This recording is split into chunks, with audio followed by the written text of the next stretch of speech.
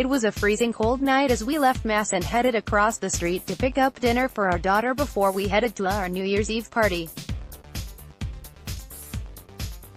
It was the kind of cold that stops your breath when you venture outside and freezes your eyelashes together in seconds.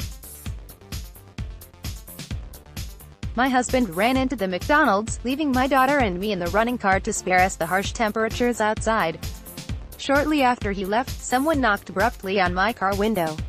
Startled, I rolled down the window and winced as a cold wind whipped across my face. It was a homeless lady. "I'm hungry," she said. "Buy me something to eat." I do admit that I was rather unimpressed. With my daughter watching from the back seat and just having left Mass, I felt cornered into helping this woman. I turned off the car, loaded up my daughter, and begrudgingly headed into the McDonald's. This lady was a rather demanding sort as she ordered me, "Get me this, not like that." Irritated as I was also very much worried about how she was going to get through this night. We were far from any shelters, and my discussion with the woman only confirmed my fear that my family was all she had.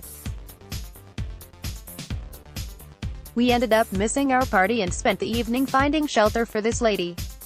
It took us on an adventure completely outside of our plans. Take, O Lord, and receive my entire liberty, my memory, my understanding and my whole will. St. Ignatius prays.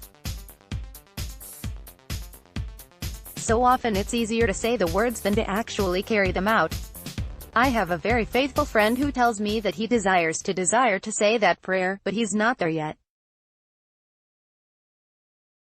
My experience with the homeless woman brought my friend's comment to life for me. We desire to let go of ourselves and follow the will of God, provided it doesn't interfere too much with our own. But how much more fulfilling it is when we do manage to just let go and follow. That night, instead of partying to mark the new year, I, by the grace of God, had the privilege of ensuring one of God's children was fed and sheltered against the horribly cold winter. Perhaps we even saved her life.